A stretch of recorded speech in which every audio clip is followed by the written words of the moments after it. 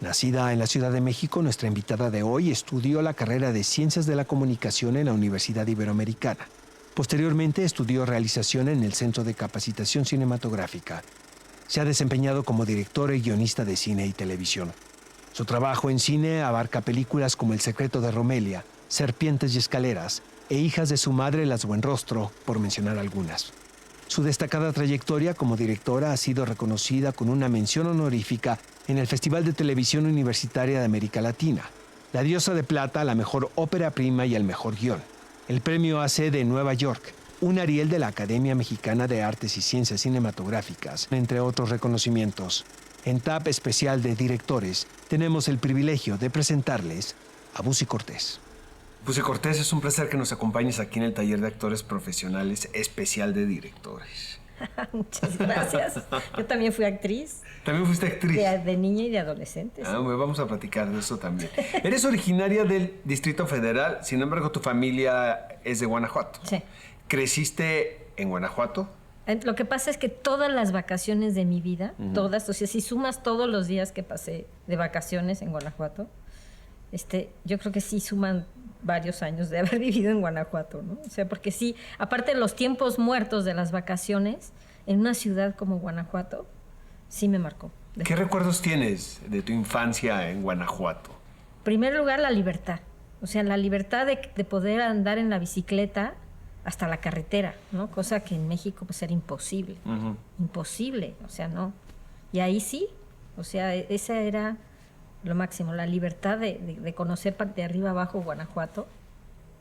Y eso yo creo que fue muy importante para mí. Y también, mi mamá, por ejemplo, fue novia algún tiempo, muchos años atrás, antes de casarse con mi papá, de Enrique Ruelas, el del teatro, el de los entremeses cervantinos.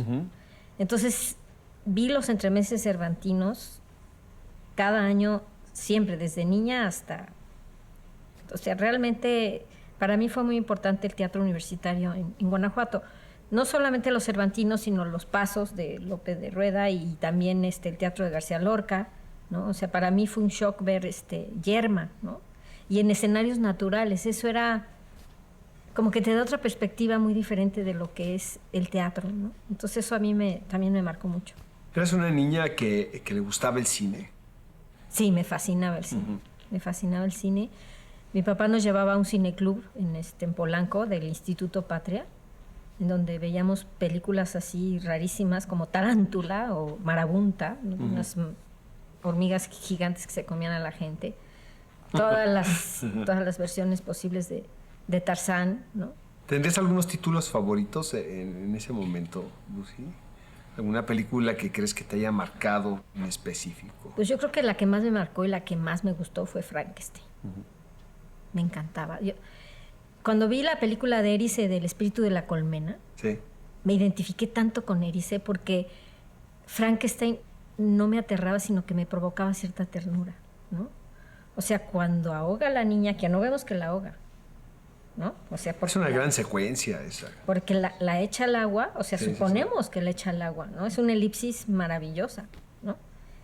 Y después va el papá llorando con la niña ahogada. Digo, yo entendía que él estaba jugando con la niña, no que la quería matar, ¿no? Entonces, yo creo que esa secuencia para mí la tengo grabada. Y cuando la volví a ver en El espíritu de la colmena, yo dije, bueno, sí tenía yo razón.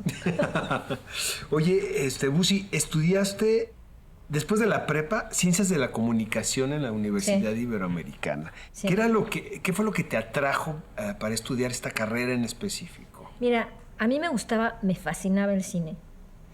Y sabía que había, por ejemplo, también había teatro. Yo estaba en el grupo de teatro en la prepa, en el CUM. El director era Germán Dehesa.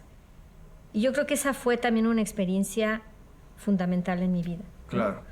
Entonces, la única carrera que me daba la oportunidad de tener algo parecido como lo que viví en el grupo de teatro era comunicación. En ese entonces estaba cerrada la UNAM por el 68 y por el movimiento del 68. Entonces nos metimos a la Ibero, todas las del grupo de teatro, así en bola, nos metimos a estudiar comunicación. Y fue maravilloso. Por ejemplo, la clase que más me gustaba era la de teatro de Luis de Tavira, ¿no? O sea, porque te hacía analizar muchísimo lo que es realmente los personajes, lo que son los géneros teatrales. Y el examen, él entonces era seminarista jesuita, y el examen era oral, y era en el filosofado de los jesuitas, en donde está ahora el ITAM. Ahí era, y ahí íbamos a que nos examinara Luis de Tavira. Entonces, y aparte poníamos una obra de teatro que nosotros teníamos que escribir, musicalizar, actuar, todo. Entonces, realmente fue, más que las materias de cine, porque yo llevé la especialidad de cine, yo creo que la materia con Luis de Tavira fue lo que más me gustó. Y fue fundamental en tu formación después como directora. Fundamental. No tenía mucha información de lo que era la escuela de teatro en la Facultad de Filosofía y Letras, pero tal vez eso hubiera sido más atinado que comunicación. ¿En qué momento surge el deseo de estudiar cine, Busi? Yo cuando entré a comunicación ya existía el CUEC, pero el cine mexicano era una cosa espantosa. ¿Cuál era el panorama del cine nacional en ese momento? Digamos que acababa de pasar todo lo de los concursos de cine experimental. Bueno, yo era niña en ese entonces, y no vi ninguna de esas películas, qué bueno. Y me tocó el echeverrismo efervescente, ¿no? O sea, de Casals y Gonzalo Martínez y todo eso, que no me gustaban. Las que me gustaban eran las de Ripstein, El Castillo de la Pureza o Lugar sin Límites.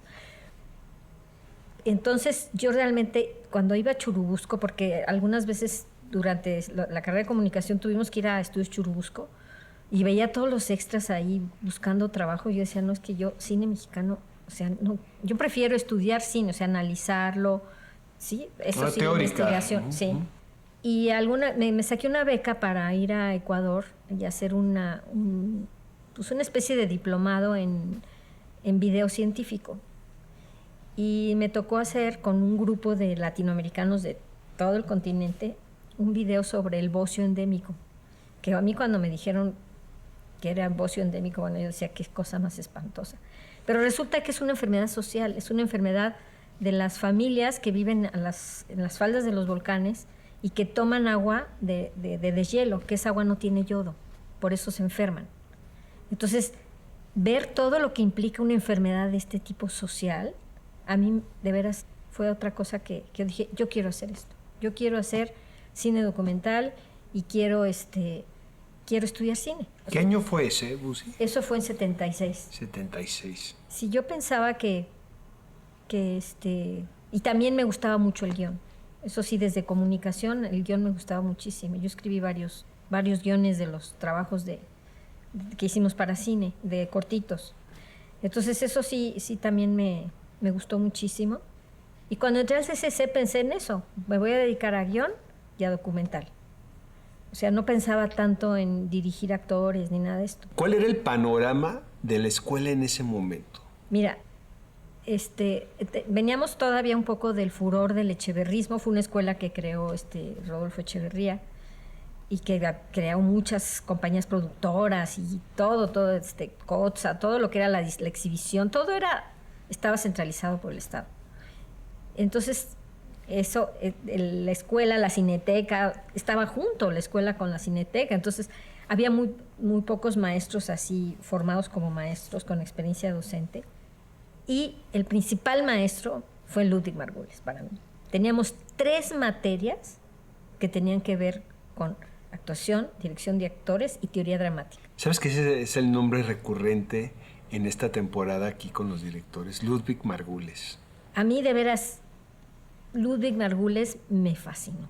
O sea, y dio la casualidad de que cuando cambian el presidente, la que queda a cargo de radio, televisión y cinematografía es Margarita López Portillo. Y ella decide que para qué 2 escuelas de cine, que mejor cerraban el CCC.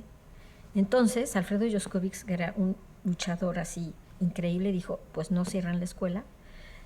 Y siguieron, no se abrió una nueva generación, pero la escuela siguió funcionando.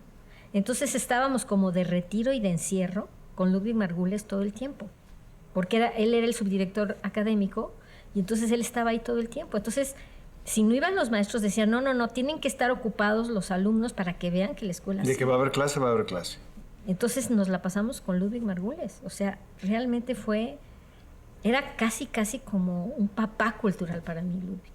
Sí, o sea, yo realmente lo llegué a querer muchísimo y pienso muchísimo en él, ¿no? ¿Cambió tu visión sobre el cine desde la perspectiva académica? Sí. Nuestros maestros eran Ripstein y era Jaime Humberto Hermosillo, que era un excelente maestro. Y creo que la combinación de estos maestros con la presencia de Ludwig nos permitió darnos cuenta que podíamos hacer un cine diferente. O sea, que no era el cine populista de Echeverría, o sea, de los echeverristas, sino que era un cine que se parece mucho más a lo que se está haciendo actualmente en cine mexicano. O sea, un cine como más diverso, como mucho más, con más géneros que tratar, ¿no? O sea, no un cine encasillado en algo, sino diferente, ¿no? Pues sí, ¿qué consejo le darías a algún chico o chica que nos esté viendo en este momento por televisión y tenga el deseo de convertirse en cineasta? Pues que ya empiecen desde ahorita. O sea, yo siento que el cine es una gran experiencia de amor, ¿no? Entonces, y una gran experiencia de amor con mucha pasión, con mucha pasión. Entonces, si uno tiene esa oportunidad de entregarse al amor y entregarse a la pasión, entonces no perder tiempo, ya empezar a hacerlo, empezar a nutrirse de eso, ¿no? Porque es una gran oportunidad. Muy bien. Amigos, esto es el taller de actores profesionales. Regresamos después de esta breve pausa con Busi Cortés.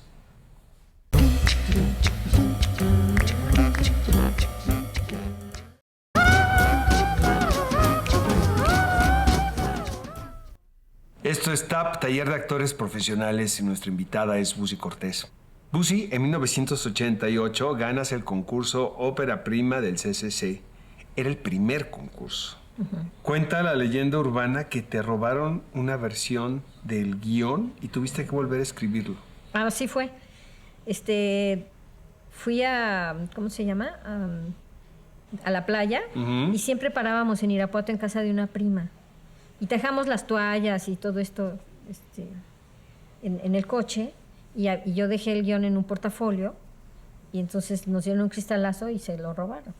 Y en ese entonces no había computadora. O sea... Era una máquina de escribir. Era máquina de escribir. Y entonces yo tenía una versión anterior que había cambiado muchísimo.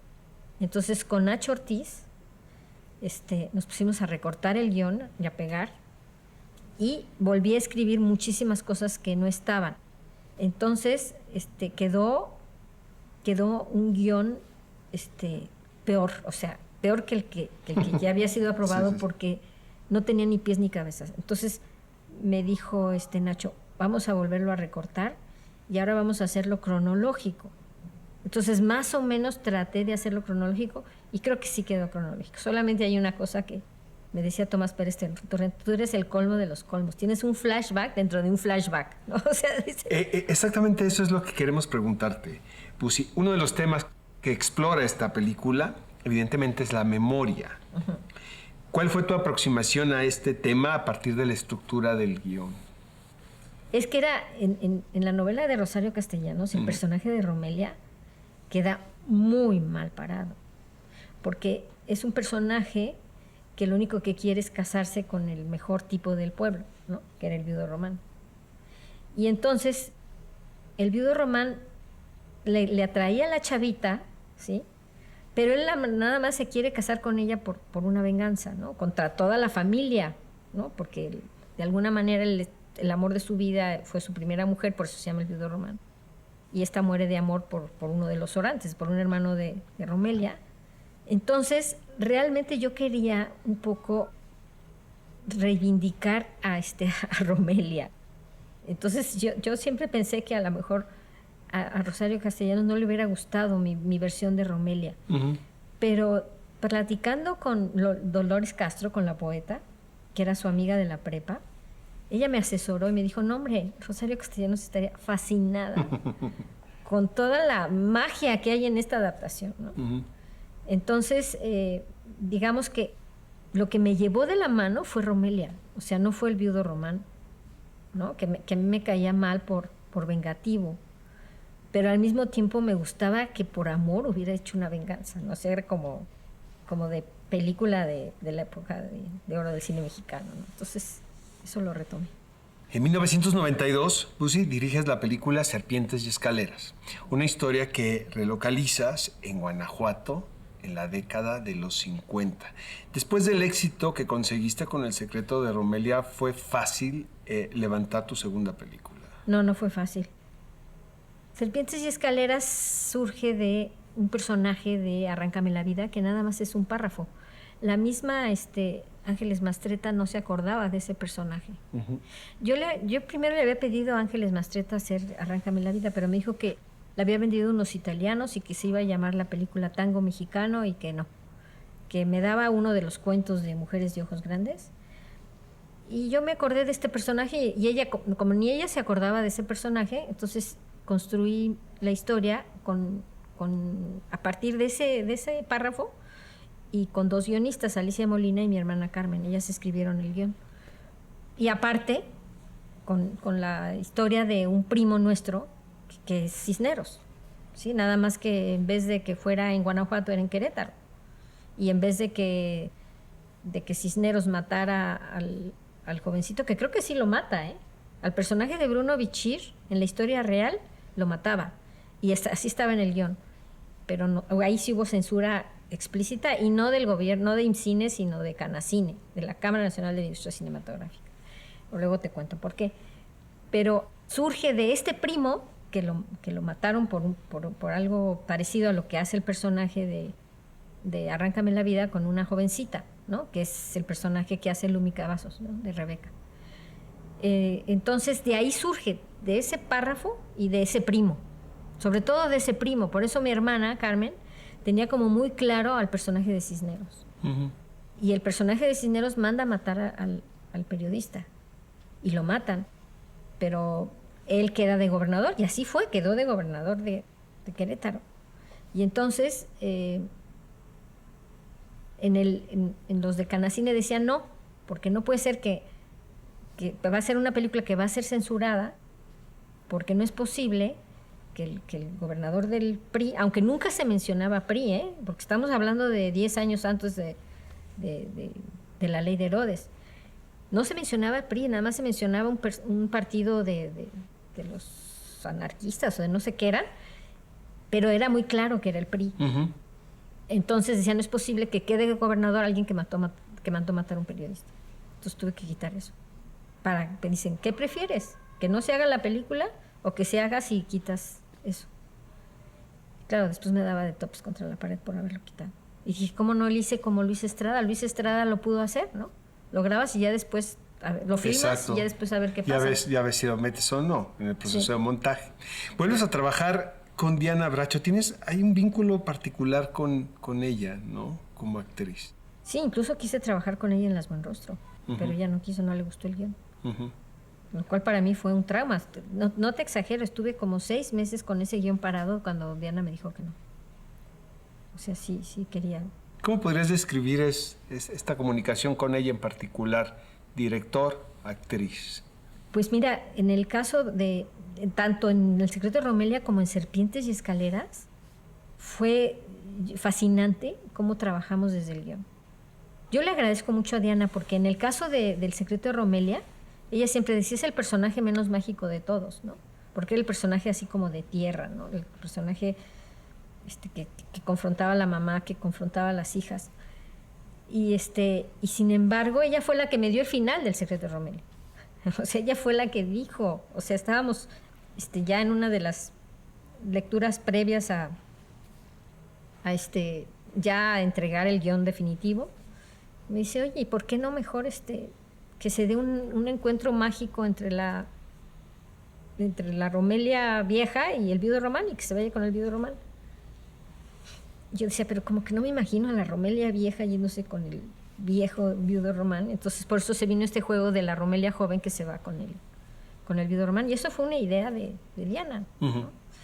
Y también trabajamos mucho en el personaje de Serpientes y Escaleras. Yo creo que tanto con Diana como con Lumi y con el mismo Héctor, trabajamos mucho esos personajes. Héctor Bonilla, sin embargo, como que no acababa de entender muy bien que este personaje que le ponía el cuerno a su mujer era un personaje que quería mucho a su mujer, porque así era mi primo, al que mataron. Pues sí sucede, ¿no? Pues claro, pero él decía que no, que era un maldito porque le ponía el cuerno a esa mujer tan maravillosa, ¿no? Ajá. Pero bueno, a final de cuentas creo que más o menos entendió. Oye, ¿qué podría ser lo más entrañable que te haya sucedido en el rodaje de Serpientes y Escaleras? Híjole, lo más terrible fue que tuvimos un accidente tremendo, o sea, porque un tren chocó contra una de las camionetas del crew, falleció uno de la que iba de representante de IMCINE en el rodaje, y la película siguió. Yo estoy muy agradecida con Bruno Bichir, me apoyó muchísimo en ese rodaje con todo el trabajo de los actores, y Bruno siguió con la película. Debió haber sido una crisis total, ¿no? Sí, fue una crisis total para todo el rodaje, porque hubo también varios heridos. Afortunadamente eran de los personajes secundarios, el director de arte, por ejemplo. Entonces la película pudo seguir. O sea, pero yo sí tuve que venir a México, a IMCINE, a ver qué se hacía, al funeral de Jenny Curi, y Bruno siguió con la película. Yo creo que eso fue... O sea, yo dije, no vuelvo a trabajar en un largometraje. Me tardé mucho en volver a coger fuerzas y olvidar, porque sí fue muy fuerte, muy fuerte. Los de IMCINE se portaron muy comprensivos y me decían, haz los retakes que necesites hacer, ¿no? Pero yo ya no quería. Y sí faltaron los retakes. Caray, qué fuerte. ¿Y esto fue hacia el final del rodaje? Hacia el final del rodaje. Estamos en la última semana del rodaje. Sí. Una de las secuencias, yo creo, la secuencia más conmovedora es cuando yo regreso a filmar, es justamente una secuencia entre Lumi y Arcelia, que estaba yo tan revuelta, digamos, que ya no lo hice en plano secuencia como hacía varias de las secuencias, sino que lo hice ya a cortes. Tuvieron que pasar 10 años, Lucy, para ser hijas de su madre las Buenrostro. 12 años. 12 años. ¿Qué fue lo que te motivó para hacer esta película en particular? Fíjate que fue la enfermedad de mis padres. Mis papás tuvieron una enfermedad, los dos, sobre todo mi mamá, degenerativa, hacia el final de su vida, siendo no tan grande, pero de estas enfermedades seniles que les dan. Y todo ese proceso, yo decía, necesito hacer una comedia de viejos, ¿no? Algo, sacar esto. Y por eso es que me puse a escribir el guión. Sobre todo ahí sí surgió del guión. O sea, el guión ahí estaba, pues.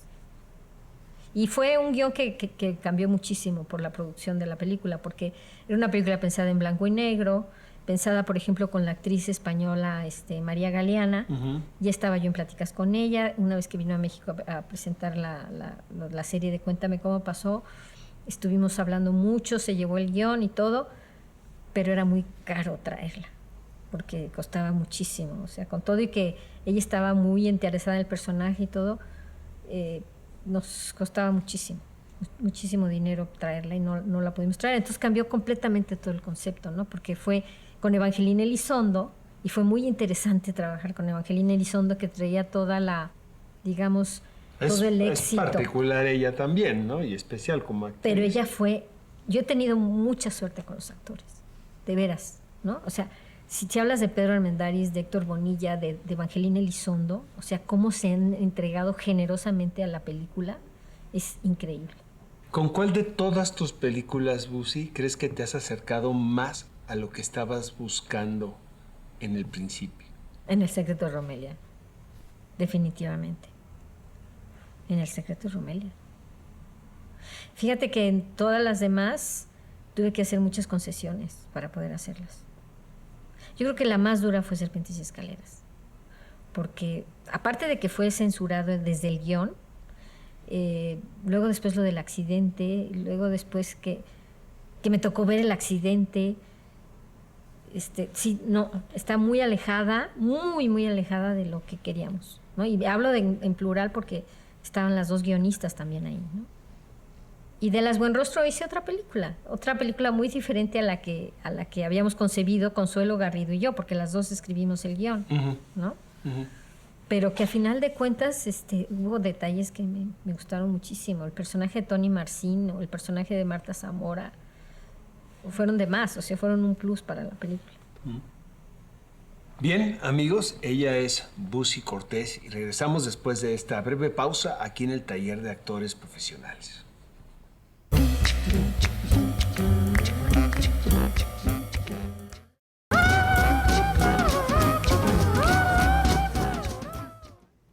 Amigos, continuamos aquí en el TAP, Taller de Actores Profesionales, y nuestra invitada es Busy Cortés. Busy, a lo largo de tu trayectoria has trabajado en adaptaciones de obras literarias como punto de partida de tus películas. Para ti, ¿en qué consiste la fidelidad a la obra? No, creo que no soy muy respetuosa de los guiones de otras gentes. Y sí, siempre que pienso, por ejemplo, en las novelas hay una novela de Paco Prieto que me gusta mucho, que ahorita no me acuerdo cómo se llama el nombre, pero que está basado en un personaje real de los 70s. Y me encantaría hacer esa novela, pero cambiarle cosas, ¿no? O hay una novela de Gonzalo Celorio, también me gustaría, pero verla desde el punto de vista del personaje de Lucía, no desde el personaje de él, sino del personaje de ella. Siempre pienso en función de otros personajes, como en Romelia, no en función de lo que el escritor quiere plasmar, ¿no? ¿Tienes un proceso determinado para escribir un guión? ¿Es similar los procesos? No, han sido muy diferentes. Han sido muy diferentes porque El secreto de Romelia lo escribí prácticamente sola, o sea, solamente consultaba un poco con Alicia Molina, que fue guionista de la serie de La vida de las mujeres, o con Nacho Ortiz al final, que me ayudó a darle un orden, ¿no? Pero de ahí en más, pues siempre he escrito con alguien. Siempre, o sea, me parece muy importante escribir con alguien. Y me gusta mucho. Con Chelo Garrido, no te imaginas cómo me divertí escribiendo Las Buenrostro. O sea, fue un proceso de lo más gozoso y maravilloso, ¿no? El escribirlo con ella. Y también con mi hermana y con Alicia de Serpientes y Escaleras. Yo creo que la parte más padre de ese proyecto fue el guión. ¿Cómo eliges a tus actores, Busy? Pues fíjate que en el caso del secreto de Romelia, casi te voy a decir que escribí el guión pensando en el crew del CUT, ¿no? O sea, en ese equipo, ¿no? Definitivamente el viudo Román era Emilio Echevarría, ¿no? Era él. Por eso lo escribí, ¿no? Ya después cuando te dicen, no, pues no es él, es Pedro Armendáriz, bueno, pues cambia todo, pero sí pienso mucho en los actores. En el caso de Las Buenrostro, pues sí, era otra vez este grupo, este matriarcado pequeño, ¿no? de mujeres, pero siempre los hombres es una sorpresa quién va a ser, ¿no? Y también las debutantes, ¿no? En el caso de, por ejemplo, Marina de Tavira, sí hicimos un casting muy formal para ver quién era, y estaba entre Ana Serradilla o Marina, pero a mí definitivamente me gustó mucho lo que hizo Marina, ¿no? Y lo que hizo Tony Marcin para su personaje fue maravilloso. O sea, realmente me gusta mucho ese proceso de la construcción de los personajes. Para ti, ¿qué importancia tiene la experiencia de vida de tus actores? Pues, o sea, eso ha venido después. Por ejemplo, en el caso de Romelia, de la Romelia joven con Arcelia, era un personaje tan diferente. O sea, era un personaje vestido de blanco, casi como de primera comunión, con calcetines, con caireles, con moños, de niña consentida porque era la más chiquita. Y sin embargo, Arcelia se veía pésimo, pésimo. Entonces, ella me ayudó a transformar el personaje. Y luego, como también nos pasó que íbamos a tener apoyo de Estudio Churubusco con todo lo que era vestuario y escenografía, y a la mera hora nos iba a costar y no había dinero para eso. Entonces nos quedamos sin vestuario. Entonces dijimos, no hay problema. Consiguió una costurera, Verónica Navarro, consiguió que hicieran vestidos para ella, pero 3. Y entonces prácticamente sale con el mismo vestido todo el tiempo. Y le dimos otro carácter completamente, casi sale descalza corriendo en la huerta o en este jardín selvático. Y eso lo visualizaron ahí, justamente. Ya estando ahí. Ya habíamos filmado 3 días con Arcelia y todo eso se fue a la basura. O sea, no servía, se veía tiesa, se veía...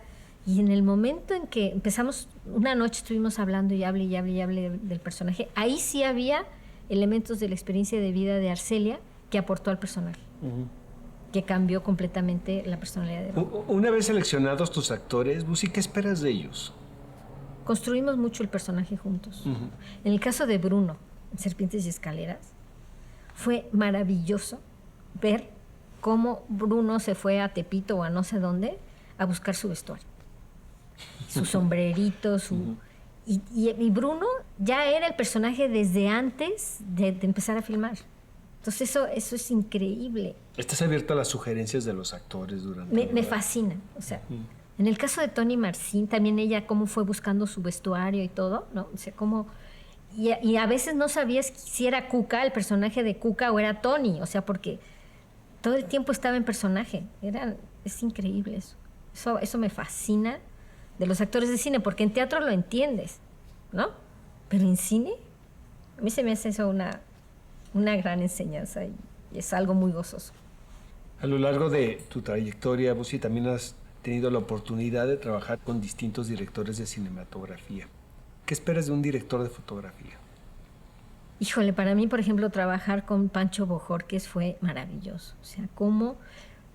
Es increíble porque Pancho lo último que había hecho eran puros documentales. Y cómo, digamos, supo tener ese ojo de documentalista para captar momentos increíbles, ¿no? Yo me acuerdo cuando fuimos a ver la cascada de Romelia, cuando encontramos esa escalera que lleva a los infiernos a Doña Romelia. Él era el que decía, mira, es que tienes que hacer algo aquí, ¿no? Y en la cascada fue increíble porque escogimos esa cascada porque era en la que se podía acercar uno mucho más con las combis hasta la cascada, ¿no? O sea, estaba muy cerca. Y justo cuando filmamos, había llovido muchísimo y se había botado el puentecito que llevaba a la cascada. Entonces no había más que cruzar el río y así cruzamos el río con la cámara y todo por ese ojo de documentalista de Pancho, ¿no? Y pues ya teníamos una comunicación muy grande cuando hicimos Serpientes y Escaleras. Y en Serpientes y Escaleras, el Chino Lee era su asistente de cámara desde El Secreto de Romelia. Y entonces también ya había una comunicación con el Chino Lee que yo podría, o sea, hablarle, decirle, Chino, mañana vamos a empezar una película y sé que la vamos a sacar. ¿Qué tanto te involucras en el diseño de producción de tus películas y en el vestuario?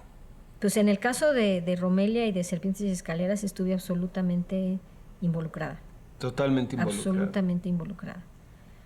Ya en el caso de Las Buen Rostro, como tenía una productora que realmente ese era su fuerte, o sea, es muy buena para lo que es el diseño de producción, se lo dejé todo a ella. ¿Quién era? Gabriela Reigades. ¿Qué papel juega la música en tus películas?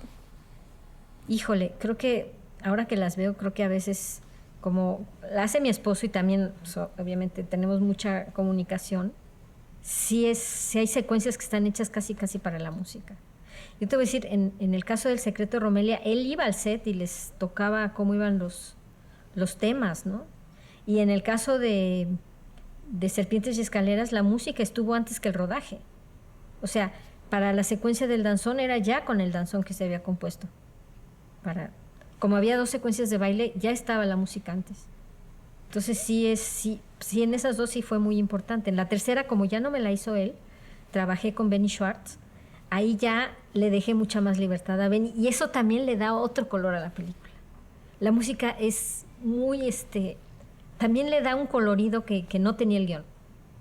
El guión era más serio, ¿sí? Y me gusta cómo quedó.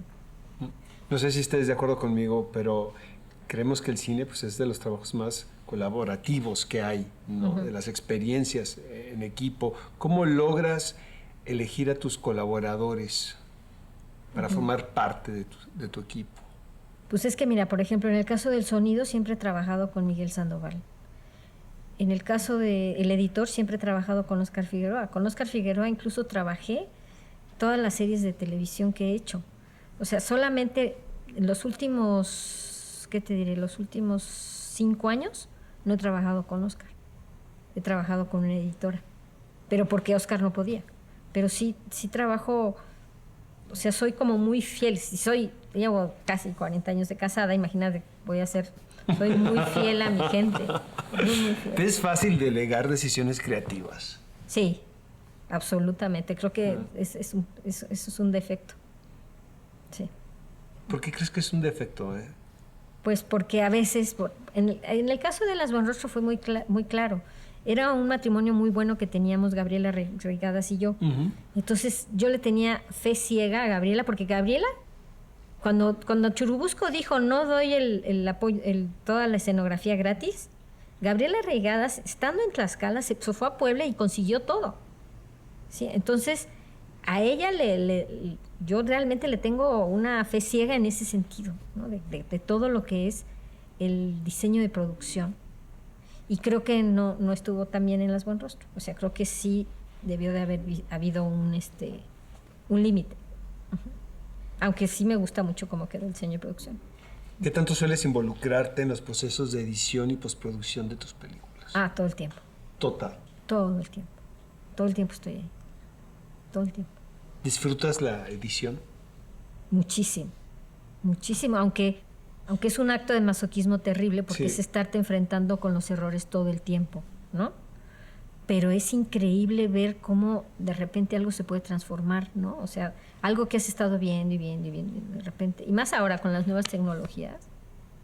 Una vez terminada la película, Busi, ¿cómo es para ti la experiencia de ver una de tus cintas con público? Es terrible. Sabes que la gran mayoría de los directores dicen lo mismo. No, es terrible. Es terrible porque aunque oigas mucho las risas, te aplauden mucho y todo, eso generalmente pasa en la primera, ¿no? Es una mentira. Porque te aplauden y se ríen y todo, y luego salen diciendo que es malísima la película. Entonces, y la gente allegada, no creas que el público en general. En general, claro. El público en general es mucho más noble, yo siento. ¿Por qué hacemos eso, Busi? ¿Por qué celebramos cuando no queremos celebrar en verdad? ¿O por qué nos reímos cuando no nos provoca risa en una función así? No sé, pero es muy doloroso, ¿eh? ¿Te reinventas cuando terminas alguna de tus películas? Yo creo que sí fue, en Las Buenrostro sí fue un reinvento. Se fue un reinvento, pero volví al documental. ya no he vuelto a hacer ficciones, más que guiones. Uh-huh. Muy bien. Amigos, esto es el taller de actores profesionales y nuestra invitada es Busi Cortés. Continuamos después de esta breve pausa.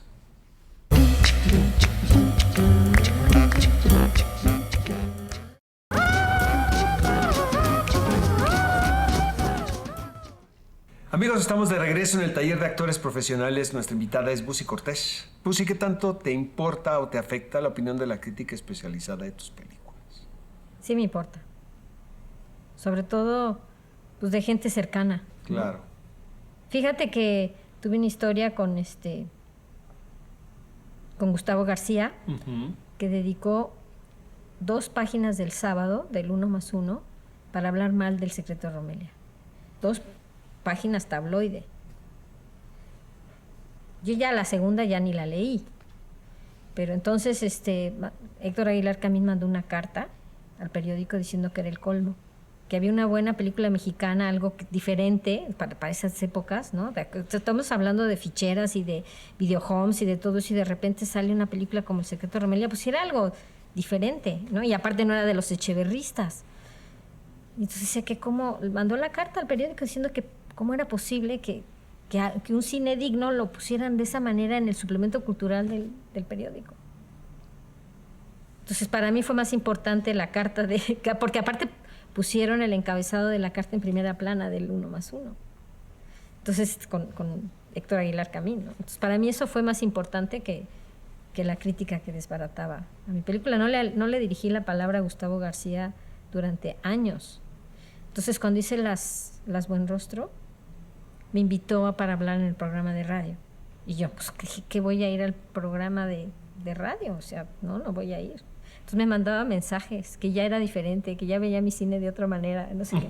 Y sí fui al programa de radio. ¿Por qué contamos historias? Pues sí, ¿por qué seguimos contando historias? Pues hay algo que te duele, hay algo que te mueve, hay un resorte ahí que tienes que sacar, ¿no? Yo lo veo, ahora he estado como asesora de guión con jóvenes creadores y es fascinante. Es fascinante porque ahí hay algo que ellos no saben por qué claro. es, ¿no? Pero entonces buscar eso que te mueve es algo que tienes como dormido, como paralizado, y que de repente empiezas a mover y dices, claro, hay que moverlo, hay que sacarlo, yo creo que es algo muy interior, ¿no? ¿Estás de acuerdo conmigo que el proceso de hacer una película, de levantar un proyecto, conlleva años? Sí. Mucho tiempo de tu vida. ¿Qué es lo que hace que valga la pena finalmente esto, Lucy? Pues es cuando sientes que tienes algo que decir, o sea, algo que emocionar, algo que conmover, ¿no? O sea, yo creo que eso está muy ahora en los directores de ahora, y qué bueno que pueden darse la oportunidad de hacerlo más seguido, ¿no? No como nosotros, que haya cada no sé cuánto podíamos hacerlo, ¿no? Que es algo que, pues como un pintor, ¿no? Los pintores pueden pintar grandes lienzos, pueden pintar lo que sea, y es algo que nadie va a comprar, pero sin embargo tienes esa necesidad de llenar toda una pared, ¿no? De pintar y pintar y pintar, ¿no? Yo creo que así es el cine. Tienes esa necesidad de hacer y decir y decir y decir y de buscar eso que te emociona, lo hagas en lo que lo hagas, ¿no? Yo he estado haciendo muchas cápsulas para la Filmoteca de la UNAM con material de stock acerca de personalidades vinculadas a la vida universitaria. Y siempre hay algo que dicen que te toca una fibra que dices, es que esto es lo que le está dando sentido a la vida. Claro. ¿No? Uh-huh. Has sido una directora que ha explorado en distintos géneros, pues sí, temáticas. ¿Logras tú detectar una evolución como directora de tu primera película a tu último trabajo? Ay, sí, definitivamente. O sea, definitivamente, porque ya en el tercer trabajo, casi, para mí fue como más experimental, porque lo que yo quería experimentar era algo más ágil, o sea, algo más ligero, ¿no? Que en las anteriores, ¿no? En las anteriores se me fue la vida en hacerlas. Y aquí dije, no, algo más ligero, de tal manera que si funciona bien y si no funciona no importa tanto. Y efectivamente no importó tanto. O sea, no fue tan doloroso como las otras. En cambio, en esta también ya tenía yo un camino hecho en el documental, ¿no? Entonces, acababa de ganar el premio Rovirosa en la UNAM con un documental. Entonces, yo sabía que ese era mi camino. Entonces, yo dije, si funciona, qué padre. Y si no, pues ahí está el documental. Y es en lo que seguí. Hay algunos directores que miden el éxito de sus películas dependiendo del recorrido que tenga por el circuito de festivales, ¿no? Es una opción. O qué tanto dinero recaude en taquilla, que es otra opción. Para ti, ¿en qué consiste el éxito de una película? ¿Cuándo una película es exitosa? Es cuando le llega a alguien y cuando me lo dice. O sea, que le llega a una persona, ¿no? La película más vista ha sido El secreto de Romelia, ¿no? No te imaginas cómo todavía hasta la fecha hay gente que me dice, yo no sabía que esa película era tuya y me fascinó y me gustó mucho, o sea, como que le llegue a alguien, no tanto taquilla, pues las tres fueron un fracaso, festivales, Romelia fue a más festivales, pero festivales de segunda, o sea, ninguno importante. Tuvo el premio de la Asociación de Cronistas de Espectáculos de Nueva York, pero porque estuvo en el Festival Latino de Nueva York. O sea, como que, digamos, que tuvo éxito en ese sentido, pero yo creo que lo que más me gusta es que sí reflejan otro tipo de cine que se acerca, que busca acercarse más al público, aunque no lo haya logrado por problemas de distribución, ¿no? Pero sí siento que sí llega al público y eso me emociona mucho. En este mismo espacio, Lucy, cuando nos han visitado actrices, muchas que han trabajado en tus películas, comentan que hay más actrices que actores. ¿Qué sucede con las directoras en México? ¿Crees que ha cambiado la situación? Que hay más que ahora podríamos decir que hay más directoras, por ejemplo, que hace 20 años. O sea, nunca va a haber más directoras mujeres que hombres. O sea, eso no, porque esa proporción viene dada desde las escuelas, ¿no? Ahora, por primera vez en la historia del CCC, había una generación donde había más mujeres que hombres. Había 8 mujeres y 7 hombres. Ya desertó una. Entonces, ya se acabó ese récord. O sea, sí, no, siempre somos mucho menos. Y el promedio sigue siendo, no pasa de 4, ¿eh? ¿Por qué crees que suceda eso? Pues porque es muy difícil combinar una vida, digamos, doméstica, una vida así, con lo que implica ser director de cine, ¿no? O sea, yo no podría ser como Casals o como Ripstein o como el mismo Emilio Portes, ¿no? Que ya está haciendo otra película. No importa si la película tuvo éxito o no tuvo éxito en la anterior, ya está en la siguiente, ¿no? Igual Casals, Ripstein hicieron unos churrazos de repente y sin embargo siguen. Y aunque no tengan público, siguen, ¿no? O sea, eso las mujeres difícilmente lo podemos hacer. Creo que anímicamente nos cuesta más trabajo levantarnos. O sea, Mariana Ovaro, por ejemplo, es una mujer que ya debería de presentar un proyecto y prácticamente fue maestra para que los alumnos hicieran carpetas para presentar sus proyectos en IMCINE, ¿no? Entonces, ella ya tiene toda esa escuela, tiene toda esa formación, ella ya debería de entrar con su carpeta y ya a la que sigue, sin esperar tanto tiempo, y hace películas muy buenas, ¿no? Como Marisa un poco porque se apoya con Pepe, ¿no? Que van ahí pimponeando, y porque viven de eso. Yo no vivo de eso, yo sí vivo del documental y vivo de mis clases y de mis asesorías. O sea, no puedo vivir de largometraje, no me puedo dar ese lujo, no. ¿Crees que has logrado conciliar tu carrera como directora con tu vida personal? Absolutamente, sí. Se cumplieron 25 años del Secreto de Romelia y hubo una función especial en la Cineteca Nacional. Mi hija Alina actúa en la película del Secreto de Romelia, tenía pues como 11 años más o menos.